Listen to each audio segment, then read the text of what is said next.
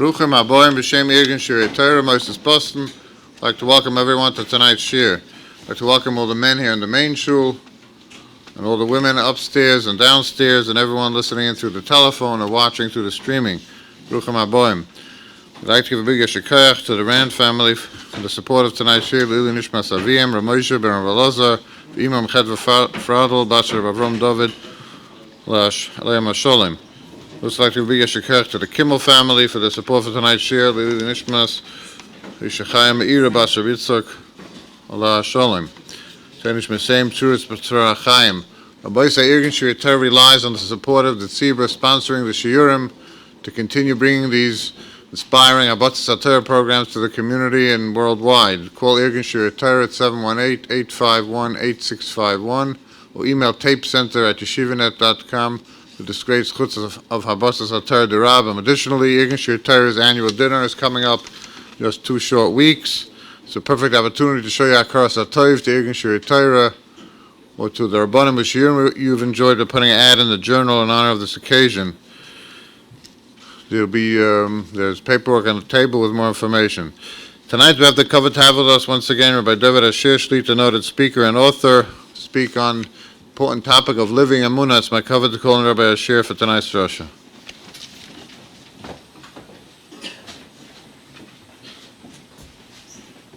Thank you.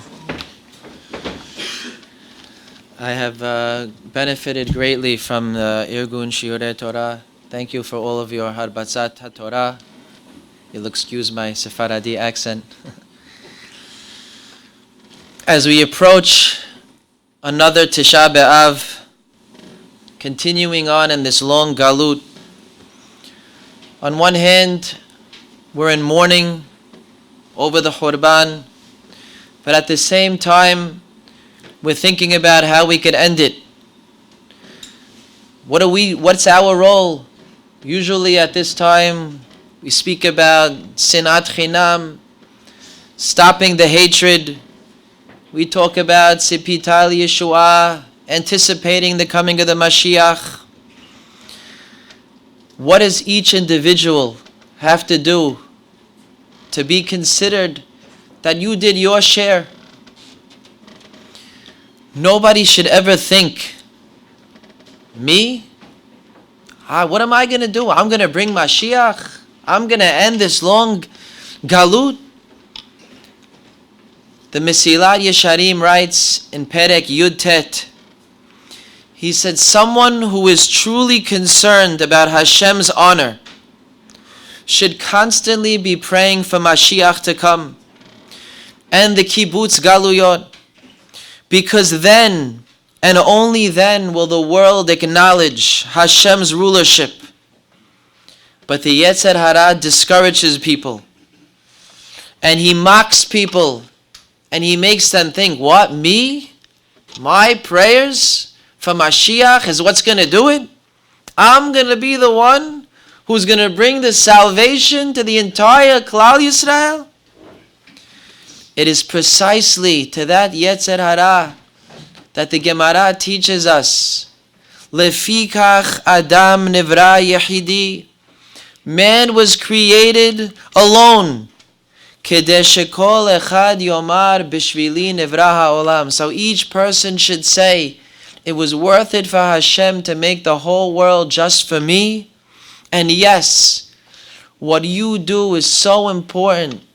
What you do matters. What one Jew does could be the catalyst to end this long galut. Nobody knows whose shoulders the world is resting upon. I read a story the other day from Rabbi Spiro's latest book. It was about a man by the name of Shmuli. He said Shmuli was in his mid-40s, going through hardship after hardship. He lost his job. He couldn't continue supporting the family. He had health problems, heart problems, breathing problems. But everybody always knew him as Shmuli the Ma'amin. No matter what happened, he always had Emunah. He always said, it's Me'et Hashem, I'll be okay. He wasn't a great Torah scholar. He had a lot of emunah. So someone said, why don't you talk to Rabbi Moshe Shapiro? He could give chizuk. Maybe he could elevate you. Rabbi Moshe Shapiro, he's not going to have time for me. You know, he's very busy. He gives over 30 shiurim a week. I said, no, he makes time for people. Go talk to him. And sure enough, the rabbi made time. And Shmuley sat with Rav Moshe Shapiro. And he told him his problems. And he told him about his emunah. And Rabbi Shapiro said, you are doing great. You can't imagine how precious your emunah is. You can't imagine how much Hashem appreciates every day that you have emunah with what you're going through. Gave him chizuk. That, the final year of Rabbi Shapiro's life, many people gathered into his apartment on the last Purim of his life to bring Mishloach Manot, and they were anticipating. He always gets up to speak during the Seudah. There was a lot of Talmidei Chachamim in the crowd, and Shmuley snuck in. He's sitting in the back corner, doesn't want to be noticed. And Rabbi Shapiro gets up to speak. He always talks deep. Everybody's waiting for his deep words, and he starts talking light. And he said, very soon the Mashiach's going to be here. And you know what's going to happen when Mashiach comes? All the greats are going to get online to shake his hand and tell them who they are and what they accomplished. And this one's going to say, I did this and I did that. And you know who's probably going to be in the back of the line? Shmuley over there in the corner. Shmuley's me. He's calling me out. You see Shmuley there? Shmuley, you're going to be in the end of the line. And after everyone finishes, Mashiach's going to shake your hand. And he's going to ask you your name. You're going to tell him Shmuley. And he's going to ask you, what did you do? And you know what you're going to say, Shmuley? You're going to say, I'm the one who brought you here. I'm the one who brought you. A simple man's emunah, going through his simple problems of life, is so special. That could produce Mashiach. We have to know how close we are. On one occasion, Rav David from Tolna was speaking with the Admor from Sadigura. They were discussing the Geulah. And Rav David said, I don't understand. Throughout the generations, different Sadiqim have predicted Mashiach's coming at this date, this time, and he never came. How do we understand that? So the Admor told him, he said, it says in Masechet Rosh Hashanah, when the Shekhinah left the Bet HaMikdash, it left in Masaor, in different journeys, 10 journeys, from the Kaporet to here, till it finally went back to Shamayim. He said, when the Shekhinah comes back to the Bet HaMikdash, the Shekhinah is coming back in different journeys. And every one of those Sadiqim that saw Mashiach coming, they saw a spark. And it was an opportune time. And the Shekhinah got one step closer. And he said, my father told me that he knows for a fact the Shekhinah was in the Rakia called Vilon, which is under the 7 heavens. He says, now it's probably lower. And what could we say in our generation now? It's probably right above our heads. The time is here. We're living in the Ikbetah de Meshicha. So what do we need to do? One thing, what Rabbi Elimelech from Lezhensk said, he said, if you want to do a favor to Klal Yisrael, help them get closer to Emunah. Help your friends. Bring them closer to Emunah. Because when that happens, the Yeshua will come. In preparation for Geulat Mitzrayim, Yosef told the people, Pakod yivkod Elokim etchem. One day, Hashem is going to save you. He's going to remember you. He's going to save you. And when Moshe Rabbeinu came to the people and he told them, Pakod yivkod, the Pasuk says, Vaya'amen ha'am. The people believed. They believed. And that was the zechut. The Me'or Enayim adds, he says, you know what the people say, how are we going to merit Mashiach? How are we going to merit on such a low level? We're not on the level of the old generation. In the times of Mitzrayim, they're on the 49th level of Tumah. Halalu of de avodah zarah v'halalu of de avodah zarah. But the zechut, he says, of Emunah could surpass everything. And that alone could produce the Geulah. But it's not going to be easy. It's not going to be easy. Because that's the catalyst. The Satan is working overtime in the end of days to confuse us, to make us lose our Emunah. The Rishner said, to have Emunah in the end of days is going to be like trying to climb up a straight wall.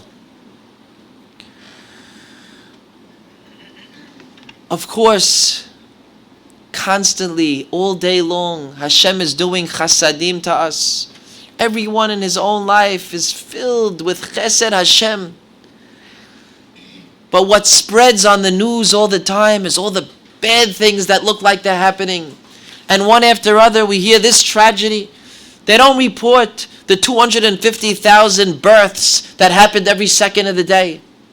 They don't report every wedding. But they report this one died, and that one died, and this one. And people say, another tragedy, and it is a tragedy. But we're constantly being bombarded with this till the point where we say, we can't take it anymore. I thought Hashem is merciful. I thought Hashem has Rahmanut. How do we go through all this? I gave a shiur a couple of weeks ago, last week, about how Hashem is the Shomer Yisrael. And when you don't know about the danger, He does, and He's protecting you. And someone came over to me after and said, they came over to me a couple of days ago and they said, how could you tell me to not be nervous and worried when I hear about a camper going on a trip and drowning a little boy? How could you tell me that Hashem is the Shomer Yisrael? It's a question. It's a question.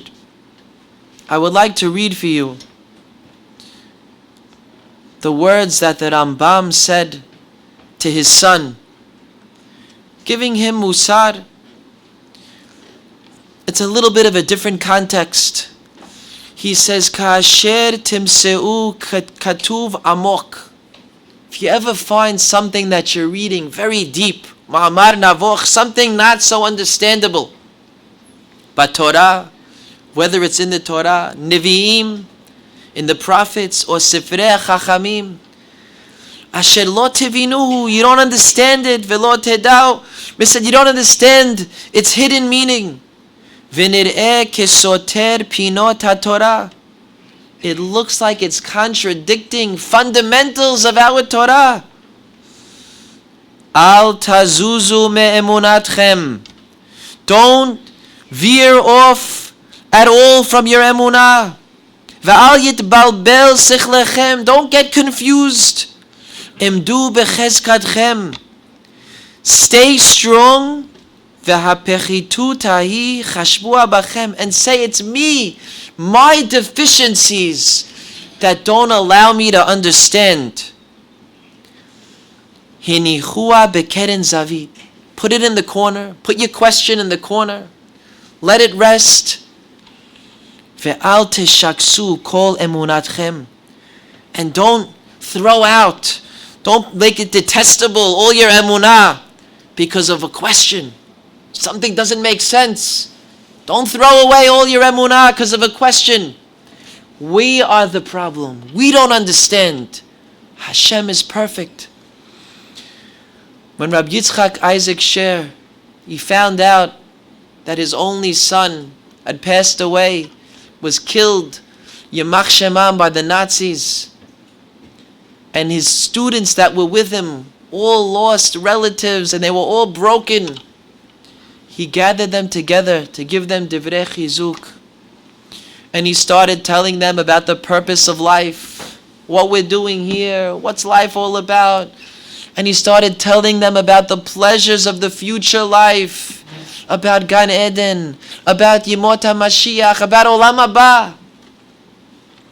And he said, what if I would be told right now that my son is in the upper story of my house, enjoying immensely, is enjoying every second. Something beyond belief how much he's enjoying. But the door's locked. I can't see him. I'm still going to be happy for him. I'm still going to say, I'm so happy he's enjoying. Since that's where our children are now. They're enjoying immensely. We can't see them at the moment. But don't let it shake you. Don't shake your emunah.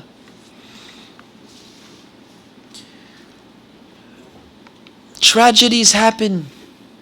They shake us up. It's difficult. I was speaking to, after one of the classes I gave, a widow, young widow came over to me. She just lost her husband. Little orphans. She said, I believe my husband was a Sadiq. I believe he's enjoying. I'm not questioning. But I can't go on. How am I going to go on and raise these children? How is it possible? I can't see me moving on another day. And I told her about a person I just heard last week. A year ago, this man lost his wife, the prime of her life, 4 beautiful children, out of nowhere. And I went to visit him and he said, I cannot imagine living one more day of life. He said, my wife did everything. From beginning, she paid the bills, she did this, she did that. She was with my children all the time. I did nothing. It's impossible for me to go on. And he got up 1 year later, a week or 2 ago, and he got up in public and he said, I'm here to say in public how much gratitude I have to Hashem. I thought last year I wasn't going to be able to live. I never saw so much siyata dishmaya in my life. He said, this year I barely worked. I made the most money I ever made. The help that I had with my children was unbelievable. How much help and how much everybody was around us. And he said, Baruch Hashem, each of my children is happier than the next. You can't imagine. How do people have strength to go on? But Hashem gives strength. Hashem gives. Even though it's hard to swallow. We hope we never see these things. But Hashem is still and will always be the one who loves us, who has mercy upon us. And our people throughout history have stood up to the greatest challenges, and their emunah was unshakable. Someone once went to one of the sons of the Khatam Sofer, one of the Maskilim, and he asked him a very strong question on emunah. Khatam Sofer's son was stunned, he was shocked. He ran to his father and he said, please, what's the answer to this question? There's got to be an answer. And his father was silent. The boy, what am I going to do? My father doesn't even know the answer. 3 days later, Khatam Sofer called his son back. He said, you want the answer? I'll tell you. And he told him the answer that was so clear was the truth. It made the question look silly. And he said, sorry for asking. How come you didn't tell me that 3 days ago? He says, because I wanted to teach you a lesson. No matter if you understand a question or you don't understand a question, we never change because we know we have the emet. You don't need the answer. We continue serving Hashem without the answer because we know it's emet, and that's enough. Rabbi Shalom Shwadron, he told over a story that he witnessed personally. He said there was a man in Israel, honest man, lived a simple life. He was a mailman. And he said on his side time, he was actively involved in saving Jews from the missionaries there. These missionaries had a very strategic plan. They found Jewish homes that were broken, that were poverty-stricken. They went to them, they offered them money, they gave them advice, they helped them out of it, and then they poisoned them with their foreign ideologies. And this man, he would find out where they went somehow, and he would go, and he would also help them with money and convince them out of it. And he saved everyone he got him out of it. And he would go and look for people who needed help in advance before they got there and collect money for them. These missionaries kept finding out after they invested everything, the families never came around. And they looked into it and they found out it was this man foiling their plan time after time after time. And in anger, one of those missionaries took revenge, evil revenge. He drove his car while that man's son was crossing the street, lo alenu. He hit him with his car and he killed his only child. And everybody around was saying, or thinking, Zu Torah, Zu Sechara. This is what he gets. After he sacrificed everything, Leman Hashem, and he loses his child. Rabbi Shalom Shwadron, he said, I knew this man personally. I had to go visit him. But to be honest with you, I had no idea of what type of nechama I could give him. I walked into the room, it was late at night. I walked into his house. He was on the floor, his wife's on the floor and separate, and they're crying, they're bawling. And there's a candle on the table lit. And he sees me and he says, Rabbi, he says, I know there's nothing you could tell me. It is the hope of every man to leave a legacy after him, to take over. I'm too old to have more children. I don't have that hope anymore. It is the hope of every man to live a healthy life, free of yisurin, free of health problems.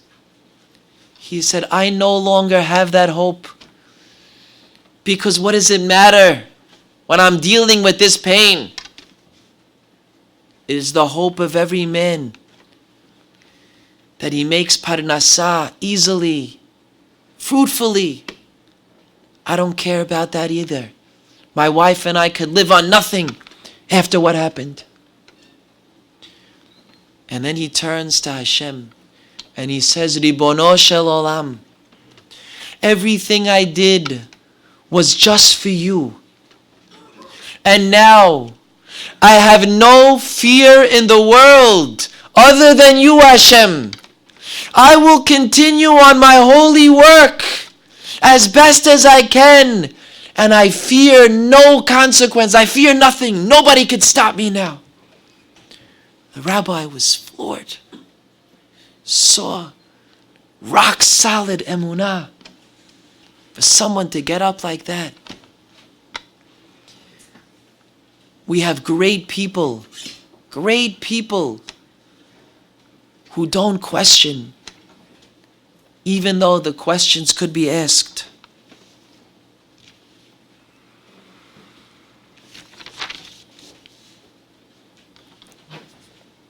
We need Emunah.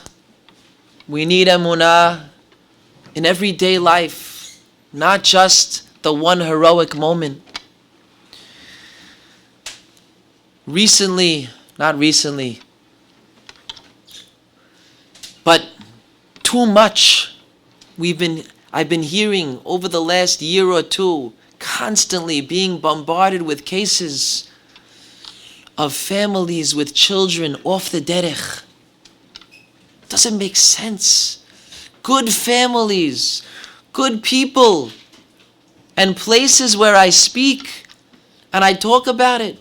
People come over to me, and you can never think it.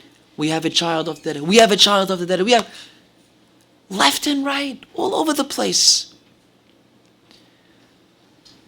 What does a person want more than to see the fruit of their labor growing up, to be Yireh Shamayim, to make Kiddush Hashem, and instead to watch the child that you invested everything into with such chutzpah, with such,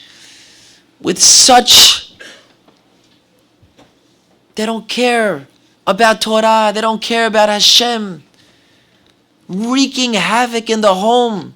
You talk to some people who are going through this lo aleinu. They say we can't sleep, we can't eat, we can't live. How the rest of the family is being affected. The child is so arrogant and lo aleinu. Very, very difficult circumstances that people are dealing with. And some people, it's not only one child, it's two children. And their pain is too great to bear. Someone sent me an email. She said, I could accept, if it's from Hashem that I should be poor, I'll take it. If it's from Hashem, but how could this be from Hashem? My child's mechalel Shabbat. He's denying Hashem. Could I accept that's from Hashem? The Gemara says that a child in the house who's holech letarbut ra'ah is yoter kasha, is worse to the family mimilchemet Gog uMagog. That's how bad it is for someone to go through this type of suffering, and it's rampant. How do we understand? How is that possible? When people, they gave the children the same upbringing, every one of them, why does this one go off? Very difficult to deal with. I was reading in a sefer. The sefer is called Ner L'Ragli. And the rabbi is talking about this concept of children going off the derech. And he writes, he said, Chazal have predicted that in the final days before Mashiach, Ben kam lifnei aviv, a child's going to rise up against his father, a daughter against her mother, a daughter-in-law against her mother-in-law. Chutzpah yiskeh. Brazenness is going to be prevalent, it's going to prevail.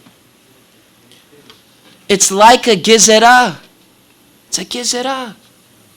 That this is happening so often. What's the explanation? Of course, we never know the real. No one could ever know. Like the Chovot Levavot says, we have ideas of why things happen, why to bad to good and good to bad. But to know each individual situation, we'll never really know exactly. But the Chovot Levavot, I want to give you some reasons. When he's talking about Sadiq Veralo, Rasha Vetovlo, I'll give you reasons why they would happen. Why would a Sadiq suffer? Why would Rasha get good? I don't know why him. I don't know which of the 100 reasons apply to him. But these are reasons why this would happen. He says, at the end of days, before Mashiach comes, all of those people who have lived previously, who have been good. They were good people, righteous people, who went off the derech. They soured. They became reshaim. And they never made teshuvah. And they died like that. And they're begging to come down to make a tikkun before it's too late, because once it's Mashiach, it's over. And they beg Hashem, give us tikkun. And Hashem says, okay, I'll give you another chance. But your new chance is going to be exactly where you left off. You're going to start out good, in a good family. You're going to sour. And your tikkun is to make teshuvah from that matzav. That's your tikkun. The child that we look at as devious, the child we look at as such a chutzban, the child who's wreaking havoc, we should look at him or her like with rahmanut. Poor thing. You poor thing. You had to come back to this state. That's what you used to be in. It's my job to help you come back to Hashem from here. Don't push them away too far. You have to know how to deal with it. You have to talk to professionals, how to not affect the other children. But don't push them away too far, because your whole purpose is to bring them back. Somebody told me, shocking. He said he went to his Rebbe's house for Shabbat. And he said in the middle of the Friday night meal, a child comes down the steps. He looked like a goy, he told me. He ran out of the house and got into a car. It was the rabbi's own son. Shocked. And I read a story today that blew me away. Rav Volba, who was the master mechanech, who wrote sefarim on chinuch. One of his daughters just got engaged. He invited the future in-laws for Shabbat dinner. The atmosphere was one of purity. The rabbi welcomed the new in-laws in warmly. Everyone wished each other Shabbat Shalom, good Shabbos. And when the future Chatan arrived, he warmly exclaimed, "Welcome, my future son-in-law." It couldn't have been more joyous and pleasant. In the middle of the meal, suddenly the doorbell starts ringing repeatedly. Everyone was shocked. There was tension in the room. Who's being mechalel Shabbat by the Volba's house? The rabbi went and he opened the door. And in walked his own rebellious son. He left the fold. He was wearing a t-shirt with slang on it, jeans and sneakers. He wasn't wearing a yarmulke. He walked in, threw his cell phone and car keys on the table, and everybody was in shock. And the rabbi's response blew everybody away. His voice was filled with love and happiness. Seeing his son, seems like he wasn't there for a while. He greeted him the same way as he would have had his son been the greatest yeshiva bacher. He said, "Welcome, my son. What an honor you came to join us tonight for dinner. What a special Shabbos treat. Tonight we're celebrating the engagement of your sister. I'm so happy you're here. You must be so hungry. Come sit down."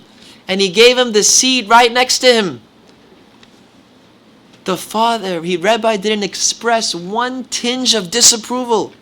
His voice was full of acceptance. His message was one of unconditional love. And he wasn't ashamed or embarrassed of his son in front of the in-laws. He made his son feel like he's proud of him. "You're looking well, son," he said. Yeah, I'm fine. He shrugged. Rav Wolbe turned to his daughter's fiancé and he said, you should know you have an extraordinary brother-in-law.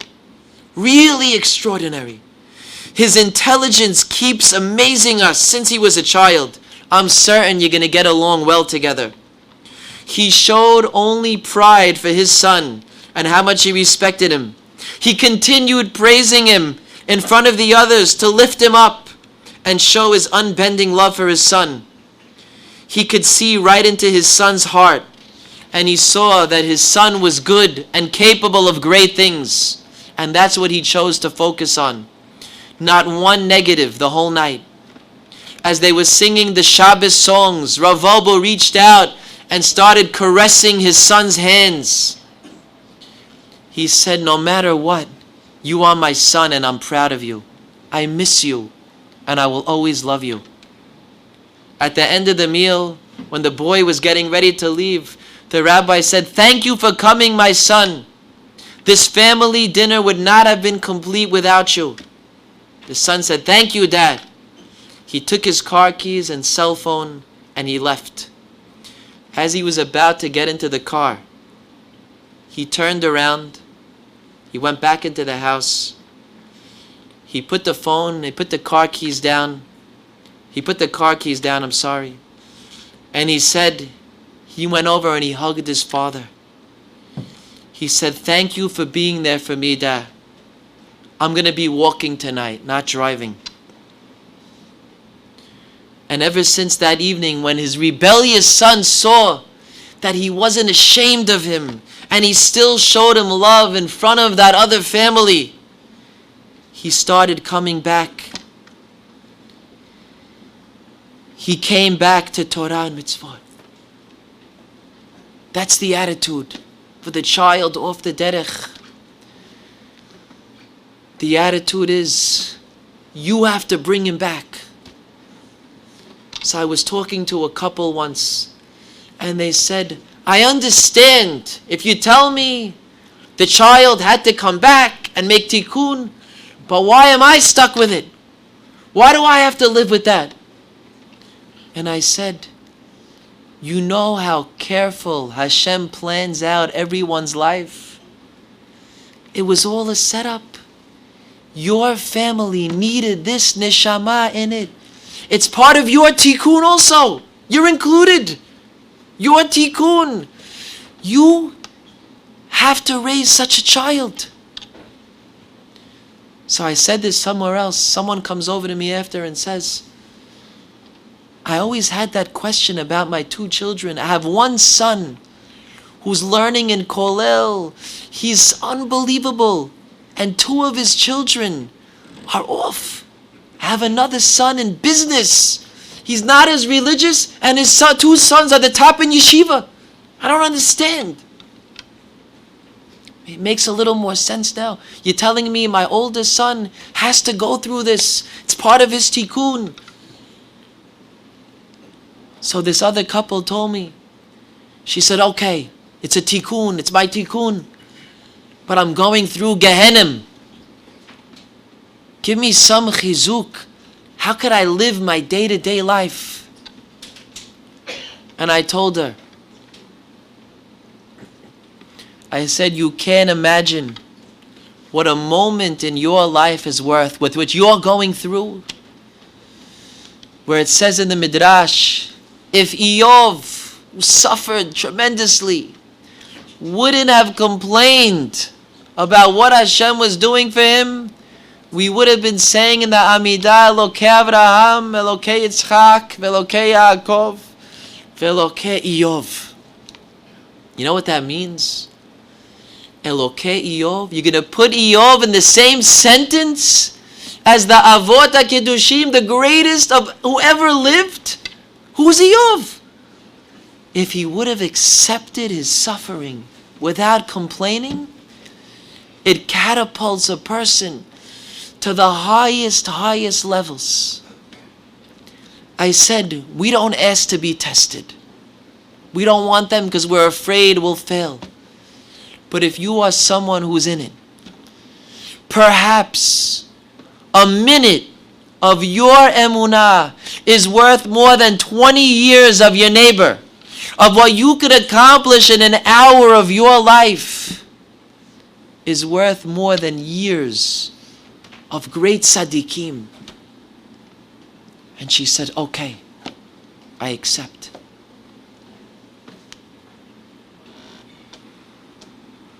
But what if what if the parents were negligent? What if they gave their child a bad chinuch and it's their fault while the child went off? Then what? Could you say it's me'et Hashem? In that case, it is no different than every other averah. What do you do when you make an averah? You say, I'm sorry Hashem, I'm at fault. My fault. Forgive me for being so negligent. I feel horrible about it. And you make teshuvah and you move on. You only look forward. Don't go and rethink every single decision, and if I would have done this and if I would have done that. The Yetzer Hara is trying to ruin your life. Jews always look forward. You make teshuvah, you feel bad about it, Hashem forgives you. Make sincere teshuvah, cry about it. And then you look, but now what? Now what? Now that I got myself into this mess, how do I fix it? Go for advice, but look for the future. Don't wallow in your misery over the past. Everyone is exactly where they're supposed to be. People make excuses sometimes. You know why I'm like this? Because I grew up in this type of family. You grew up exactly where you were supposed to. Your neshama was put in that family. How could it be? My parents were divorced. This one was this, that. Because that's the life you need to do your tikkun. You need to go through that family. And the parents need that child.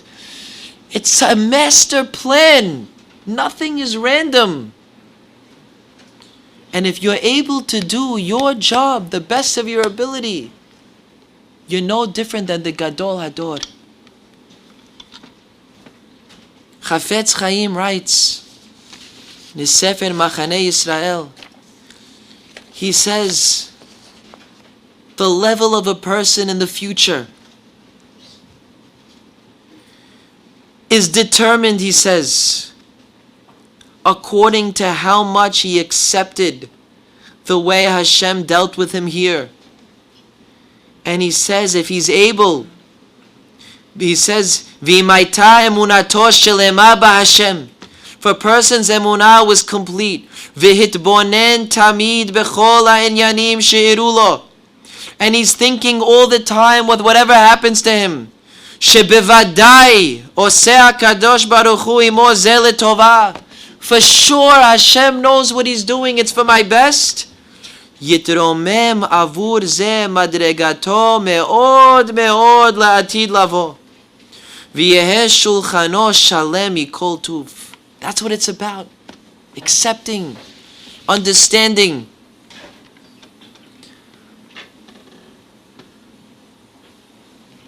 We need emunah every moment of life. Emunah could take a regular, mundane, nothing, and turn it into avodat Hashem. Somebody said a nasty comment, insulted you. Hashem, I accept it from you. You just turned the sourest moment to the greatest avodah. Someone cut you off on the road. You want to get him back. Hashem, whatever happens is from you. I accept. You turn that moment into avodat Hashem. Everything you could turn into avodat Hashem. You don't need to be a super genius to have emunah. In fact, emunah is for everyone. You don't need any background. You didn't need to go to yeshiva. You didn't need to know Gemara. You don't need to know nothing. Everyone could do it. I got a email, cute email, from a woman. She said, I listen to your daily emunah messages every day. Ever since I started listening to them, it was as if I entered a whole new world. Growing up, I was religious, but I never thought about Hashem too deeply or how He plays a role in our lives. But in just 2 years since I started listening, I became a whole new person. I'm so much happier and calmer and accepting and so grateful for the inspiring messages. I'm a preschool teacher. And one day, as my students walked into class, Hashem put a thought in my mind. I decided I was going to repeat your chizuk message to them in an age-appropriate manner. We're talking about 3-4-year-olds. I saw how they drank in every word with so much enthusiasm. And I noticed how hungry their nishamot were for a connection to Hashem, even though they all come from religious backgrounds. From then on, every single day, I started repeating your chizuk messages to them in a kid-friendly way. It didn't take long, and I started noticing changes in my students. For example, little Esther told little Chana yesterday, I lost the snack my mommy gave me this morning, but I'm not upset because I know Hashem did it out of love, and one day I'll find out why. Chana replied, did you make sure to thank Hashem for your lost snack? This kind of talk became the norm in my classroom. Our nishamot are starving for Emunah. You teach it to a little child. You're giving him the tools for life. Little children, people tell me they play the messages for their 7-year-olds, 8-year-olds. If anybody wants to sign up for a daily message, you could visit livingemunah.com, living emunah with an H, or you could send an email to livingemunah123@gmail.com. Emunah is something everybody knows. If I would give a test on Emunah to this whole room, you'd get 100 without studying. But Emunah is not about knowledge. It's about bringing it into your heart. And your heart only gets it after constant review, again, hearing it from this angle, from that angle. And when you finally get it, you finally have it, life becomes so much better. What is the goal of Emunah?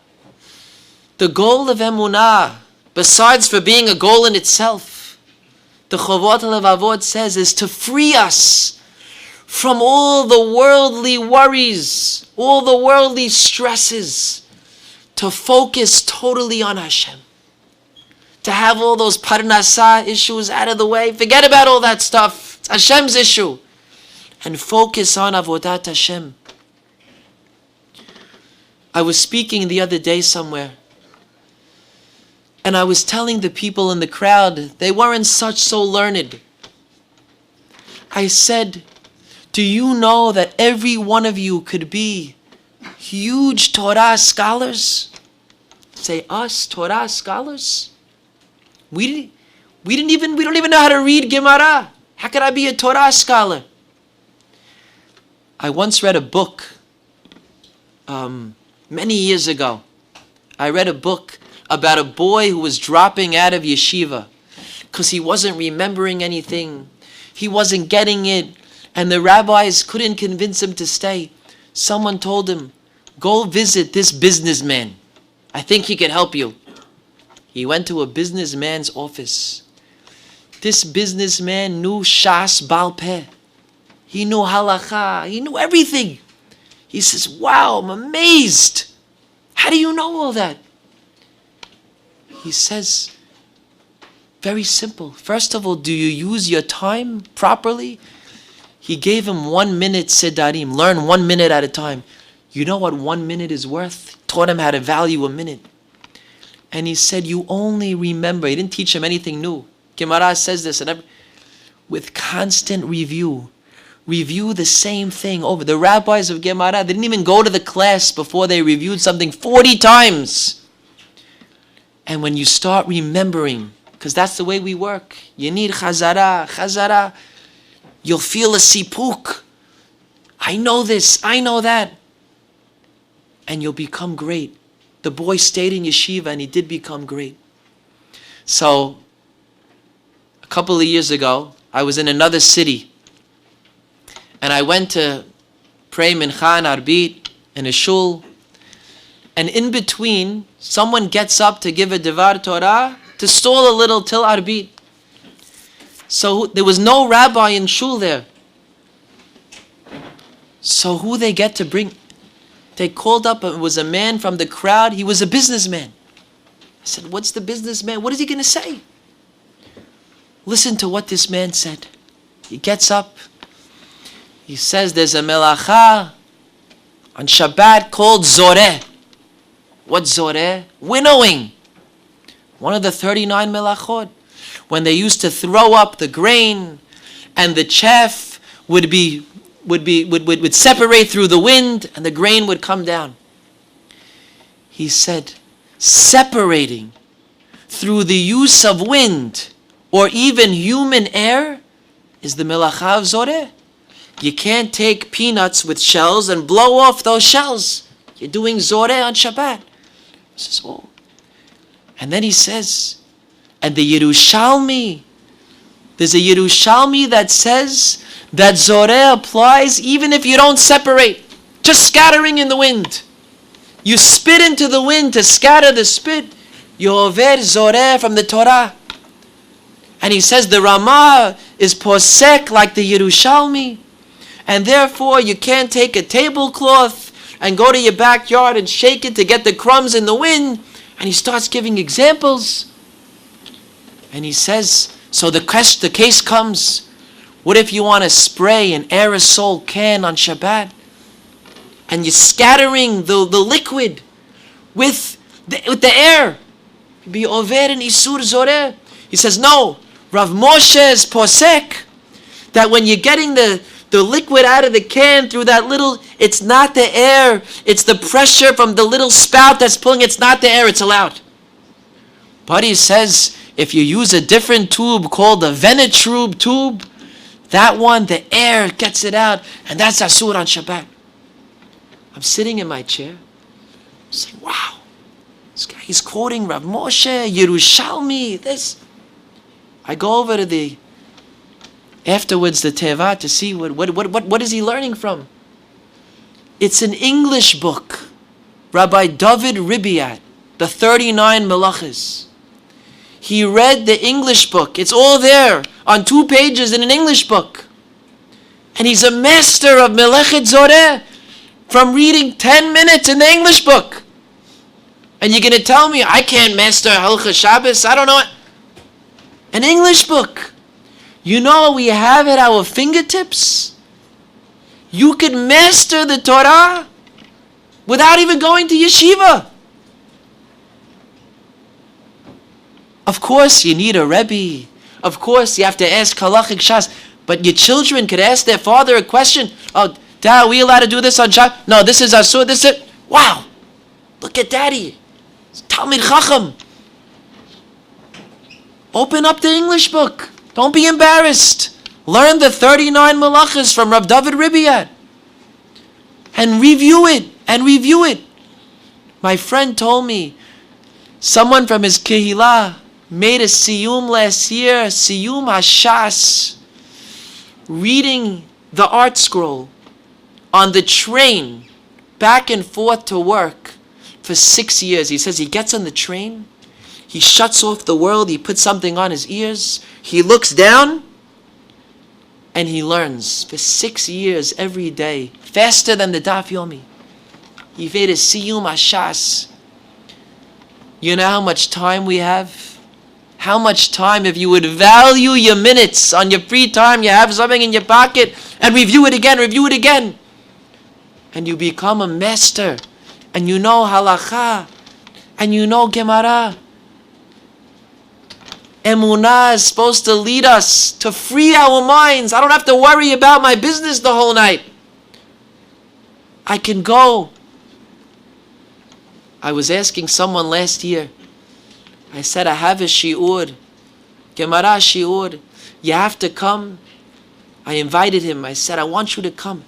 Monday, Tuesday, Wednesday. You got to come every night for 1 hour, 9 to 10.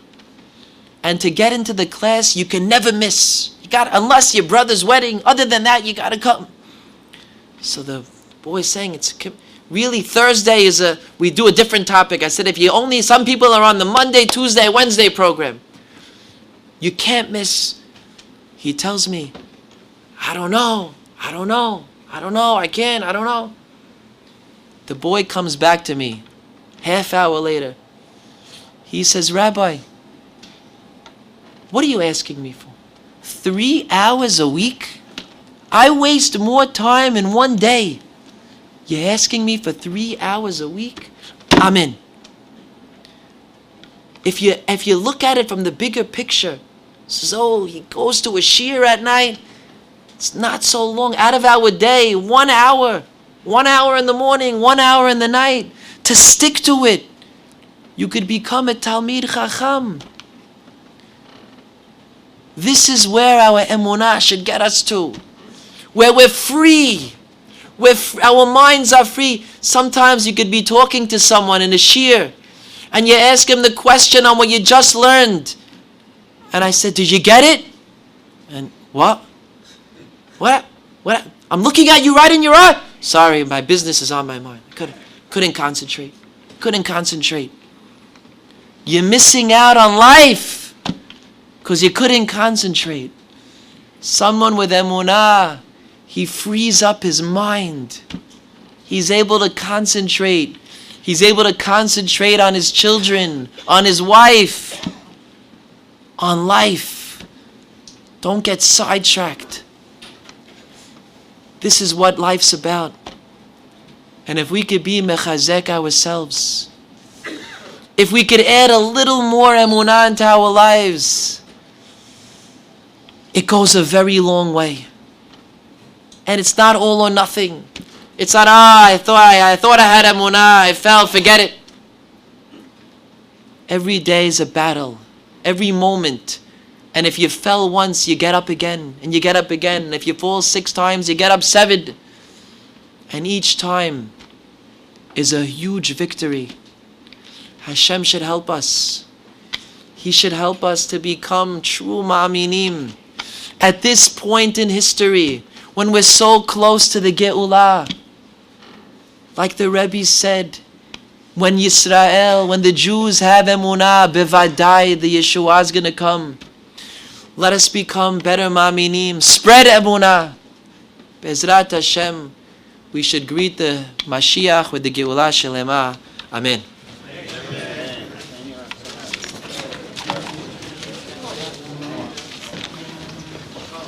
Shem Yirgin Shirei Torah, most espousing like to big Yasher Koyach and Chazak Baruch to Rabbi Ashear for the inspiring drasha. Big Yasher Koyach to the Rand family for the support of tonight's shir, the Nishmas Avim, Ramoshe, Ramalozov, Ibn Chedva Fal, Basar Ram David, Leah Sholem, and the Kimmel family, the Nishmas, Yishachayim Ir, Basar Bitzak, Leah Sholem. Rabbi say, I have Emunah that you will sponsor shiurim for the remaining weeks of the summer and put ads in the journal. It's support Irgun Shir Torah, support the Rabbim. Call Irgun Shir Torah at 718-851-8651 or 718-853-3950 or email tapecenter@yeshivanet.com for this great schos of Avotzas Torah the Rabbim. CDs of tonight's show will be available shortly. Rabbi Chananya ben Akash Shemar Sakarish Baruch Hu Zakes es Yishol Figure Hebron Torah Mitzvah Shenemar Adonai Chofetz Eman Tzidka Yagdul Torah V'Yader.